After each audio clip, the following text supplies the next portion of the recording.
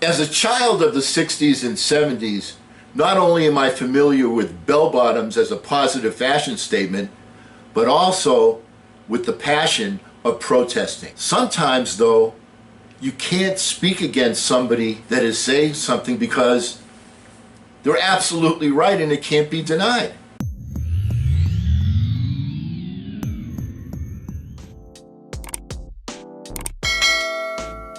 Hello again, everyone. I'm Eli's dad with Project Eli, where we educate, lead, and inspire. And I want to share with you something that I thought of in one of my meditations. You know, you get all sorts of different thoughts and different mind flashes. And the other day, my mind went back to one of my very closest friends in college, a gentleman named John OConnor, Okie, as everyone called him. And Okie was a most passionate student.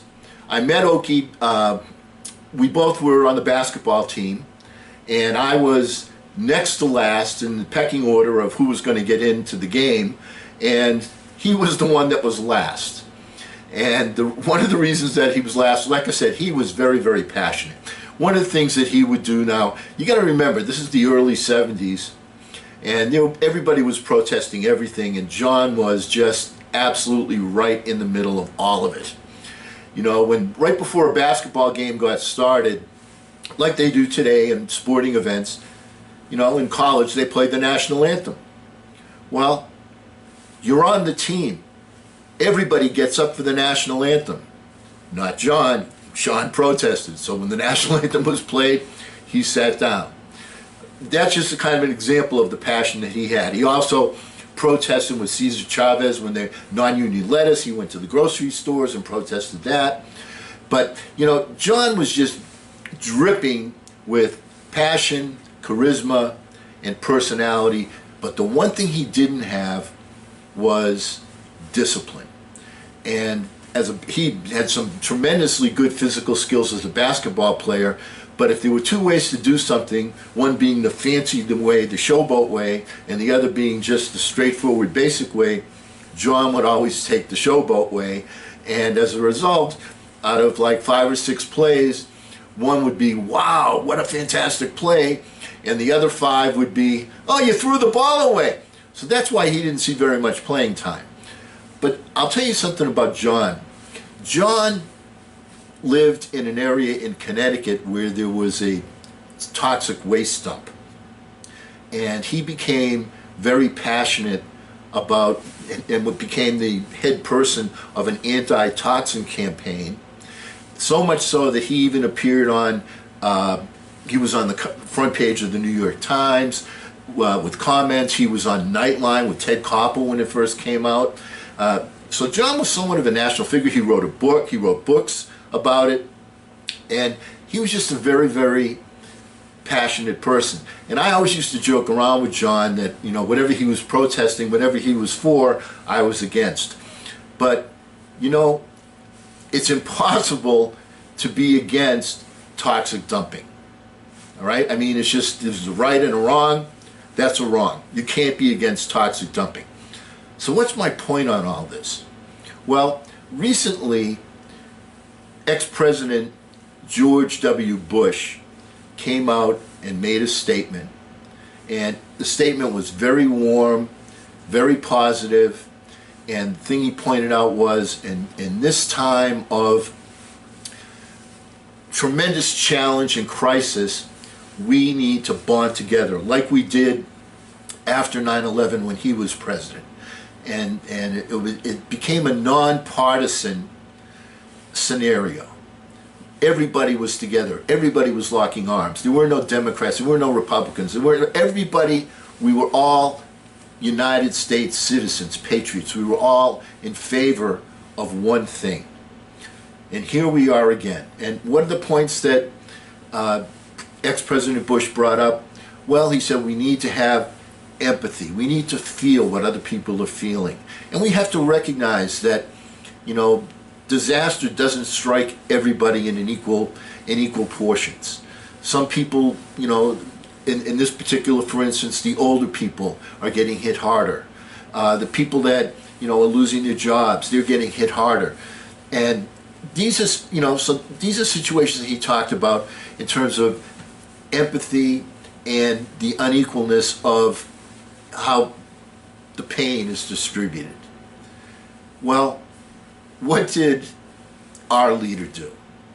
Our leader took that, and how can you disagree with that? Please tell me how. Okay? How can you say we don't want to have empathy and we don't want to be concerned about? How can you do that? He found a way to do it.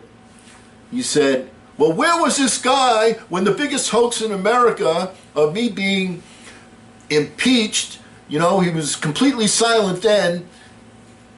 Really? Is that what you want to be talking about now? The other thing is this.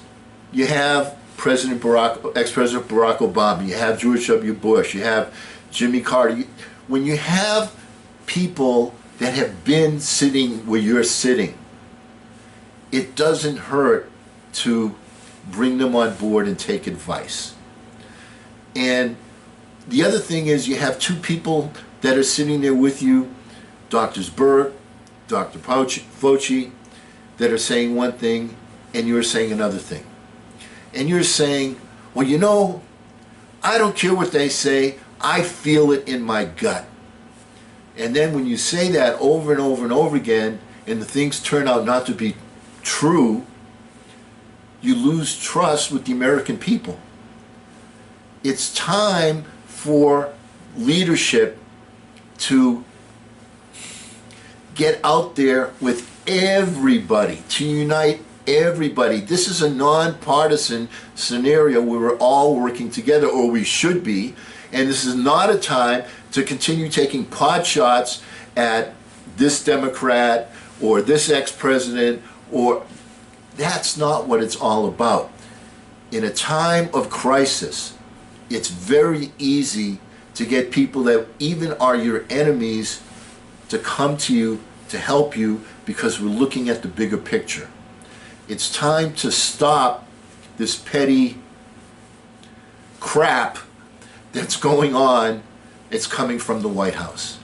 It's time to lock arms with everybody together, because there's no way anybody can disagree that we need to provide empathy, we need to provide support, that there are some people being hurt worse than others, and we need to do this right now. We're right now in the midst of, and we're not even going to know how bad it is for another couple of weeks, because now we're just starting to open everything up.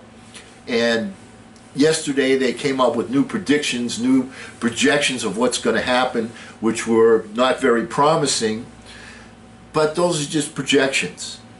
But my common sense tells me that when you go out there and you have one group of people that are, we're opening everything up, and then you have another group of people that are keeping things contained, that you have to have a unified policy that we can all agree with, that we can all cling to.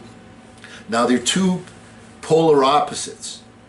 Choose one or choose the other, all right? One is containment, and the other is, all right, let's get it out there, we'll develop some herd immunity, and we'll fight it that way. I can understand that. That's a plan. That's a way to go. That's a direction. But to have 50 different strategies going at once is a recipe for disaster.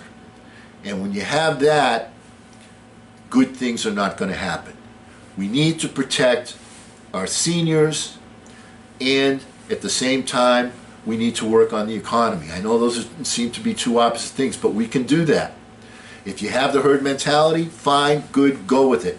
Or you have the containment where we're going to make it so small that it's non-existent, and there are countries that have successfully done that are reopening on a positive basis. But please, let's get a strategy, let's stick with it, let's reach out so that everybody is locking arms together to fight this thing, this scourge of a lifetime, and let's move forward together.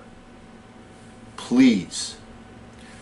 And because we will never end a meeting on a philosophical note, let's get out there and charge!